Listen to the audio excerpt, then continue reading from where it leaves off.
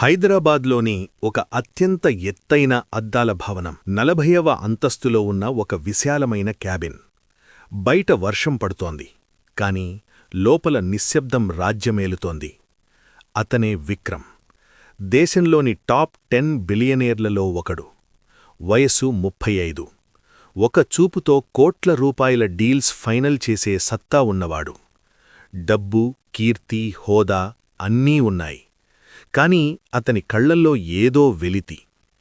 పల్లెటూరి నుంచి వచ్చి తన తిరివితేటలతో ఇంత సామ్రాజ్యాన్ని నిర్మించినా తను ఎక్కడో తన మూలాలను మర్చిపోయానేమో అన్న చిన్న వెలితి అతన్ని ఎప్పుడూ వెంటాడుతూనే ఉంటుంది.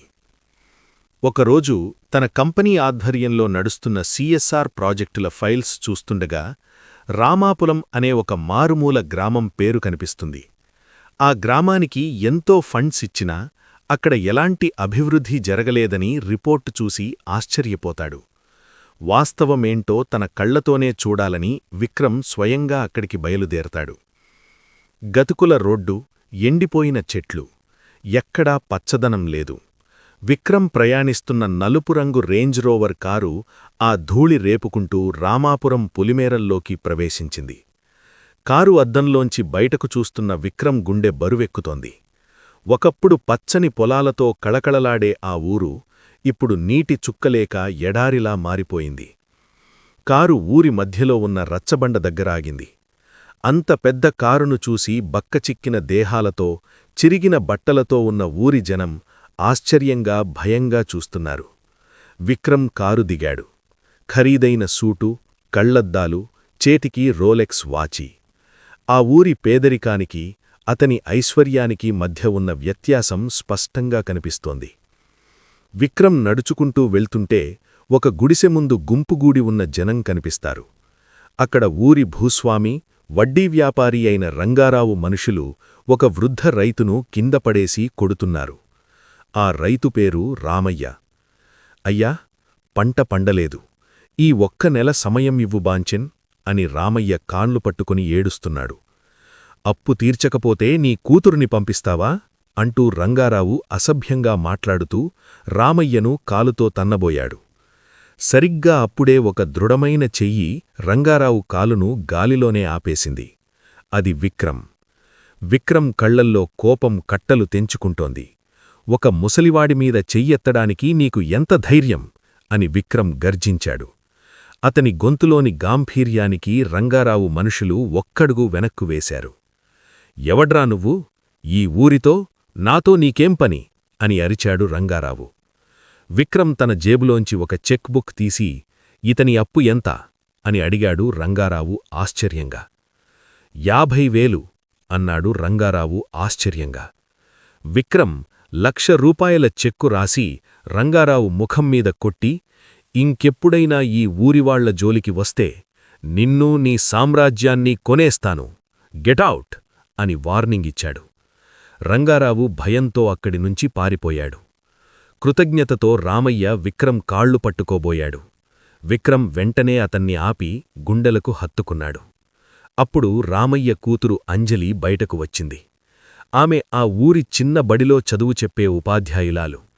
తన తండ్రిని కాపాడినందుకు కృతజ్ఞతలు చెప్పి విక్రమ్ను తమ పూరి గుడిసెలోకి ఆహ్వానించింది. ఆ గుడిసెలో కనీసం కూర్చోవడానికి కుర్చీ కూడా లేదు. ఒక పాత చాప వేసి విక్రమ్ను కూర్చోబెట్టారు. విక్రమ్కి ఆకలిగా ఉంటుందేమోనని అంజలి ఇంట్లో ఉన్న కొద్దిపాటి బియ్యాన్ని వండి ఒకే ఒక్క ఎండుచేపను కాల్చి అత్యంత ప్రేమతో అతనికి వడ్డించింది. ఆ పూటకు ఆ వీళ్ల ఇంట్లో ఉన్న అన్నం అదొక్కటేనని, ఆ రాత్రికి ఆ తండ్రి కూతుర్లు పస్తులుండబోతున్నారని విక్రమ్కి అర్థమైంది. అయినా సరే వాళ్ల ముఖంలో అతిథికి అన్నం పెడుతున్నామన్న ఒక స్వచ్ఛమైన ఆనందం కనిపించింది. ఆ క్షణం విక్రమ్ గుండె బరువెక్కింది. కోట్లు సంపాదించిన తన జీవితంలో దొరకని సంతృప్తి ఆ పూరి గుడిసెలో ఆ పేదవాడి ఆతిథ్యంలో అతనికి దొరికింది. కళ్లల్లో నీళ్లు తిరుగుతుండగా ఆ అన్నం తిన్నాడు. అదే రాత్రి విక్రమ్ రచ్చబండమీద ఒంటరిగా కూర్చున్నాడు. ఆకాశంలో నక్షత్రాలు చూస్తున్నాడు. తన కంపెనీ బోర్డు మీటింగ్లు, $1 బిలియన్ ప్రాజెక్టులు అతనికి చిన్నవిగా అనిపించాయి. ఈ ఊరి కన్నీళ్లు తుడవకపోతే తాను సాధించిన విజయానికి అర్థం లేదని అతనికనిపించింది. మరుసటి రోజు ఉదయం విక్రమ్ తన మేనేజర్కి ఫోన్ చేశాడు. నా మీటింగ్స్ అన్నీ క్యాన్సిల్ చేయండి. నేను ఇప్పట్లో తిరిగి రాను. నా బ్యాంక్ అకౌంట్స్ అన్నీ యాక్టివ్గా ఉంచండి. ఇక్కడ ఒక పెద్ద యుద్ధం చేయబోతున్నాను, పేదరికం మీద అని ఫోన్ పెట్టేశాడు. సూర్యోదయమవుతోంది. విక్రమ్ రచ్చబండమీద నిలబడి ఊరి జనాన్ని పిలిచాడు. నిన్నటివరకు మీ కన్నీళ్లు చూసి జాలిపడ్డాను, కాని ఈ రోజునుంచి మీ కన్నీళ్లు తుడచే బాధ్యత నాది. ఈ రామాపురం తలరాతను మార్చుదాం. నీళ్లు లేవని ఏడ్చే ఈ భూమిలో సిరులు పండిద్దాం. ఇది నా మాట అని విక్రమ్ చేసిన ఆ సింహనాదానికి ఆ ఊరి జనాల కళ్లల్లో తొలిసారిగా ఒక ఆశాకిరణం కనిపించింది.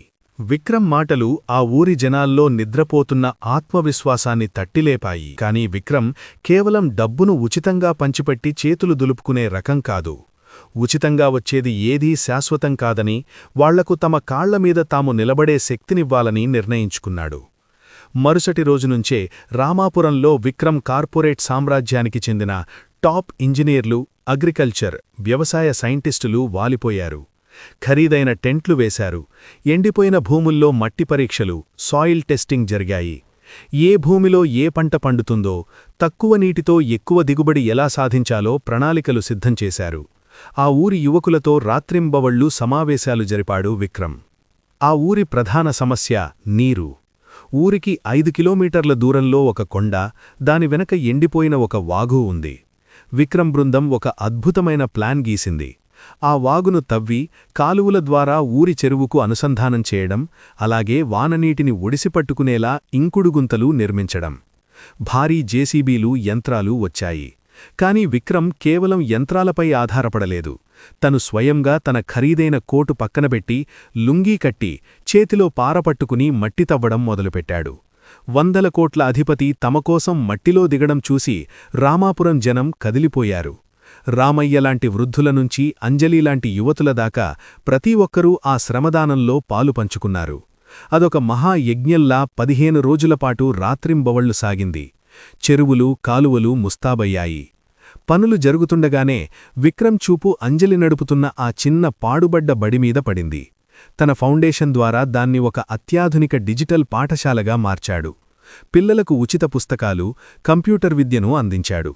అంతేకాదు, వ్యవసాయంతో పాటు రైతులు పండించిన పంటను నేరుగా మార్కెట్ చేసేందుకు ఊరి పొలిమేరలో ఒక ఆగ్రో ప్రాసెసింగ్ ఫ్యాక్టరీని నిర్మించాడు. పట్నాల్లో చిన్న చిన్న పనుల కోసం వలసపోయిన ఆ ఊరి యువకులందరికీ కబురు పంపి ఇక్కడే గౌరవప్రదమైన ఉద్యోగాలిచ్చాడు. రామాపురం ఇప్పుడొక కుటుంబంలా కలిసికట్టుగా పనిచేస్తోంది. ఊరు బాగుపడటం, రైతులెవరూ అప్పుల కోసం తన దగ్గరకు రాకపోవడం భూస్వామి రంగారావుకు కంటగింపుగా మారింది. తన సామ్రాజ్యం కూలిపోతోందని రగిలిపోయాడు.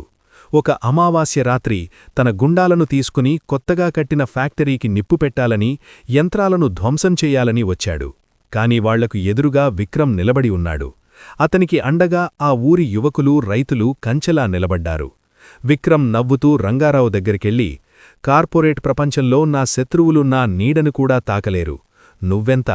నిన్ను పోలీసులకు అప్పగించి జైలుకు పంపడం నాకు నిమిషం పని. కాని నువ్వు బ్రతికి ఉండి ఈ ఊరు సాధించే విజయాన్ని నీ కళ్లతో చూసి రోజూ కుమిలిపోవాలి అని వార్నింగిచ్చి పంపించేశాడు. గ్రామస్తుల ఐకమత్యం ముందు రంగారావు తలదించుకుని వెళ్ళిపోయాడు. కొన్ని నెలల తర్వాత ఆకాశంలో నల్లటి మబ్బులు కమ్ముకున్నాయి.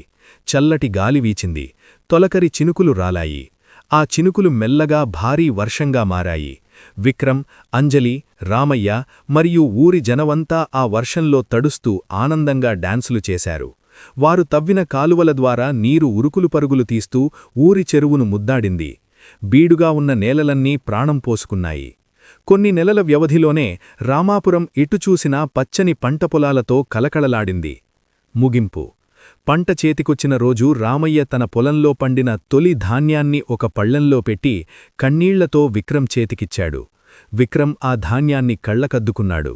తన జీవితంలో 100 కోట్లు సంపాదించినప్పుడు కలగని తృప్తి, సంతోషం ఆ గుప్పెడు ధాన్యంలో కనిపించింది. విక్రమ్ ఆ ఊరిని వదిలి నగరానికి వెళ్లలేదు. తన కార్పొరేట్ హెడ్ క్వార్టర్స్ను ఆ పల్లెటూరికే మార్చాడు. అక్కడినుంచే తన వ్యాపార సామ్రాజ్యాన్ని నడుపుతూ రామాపురాన్ని దేశానికే ఒక ఆదర్శ గ్రామంగా నిలబెట్టాడు. నిజమైన సంతోషం బ్యాంకు బ్యాలెన్స్లో కాదు, 10 మంది జీవితాల్లో మనం నింపే వెలుగులో ఉందని విక్రమ్ లోకానికి చాటి చెప్పాడు.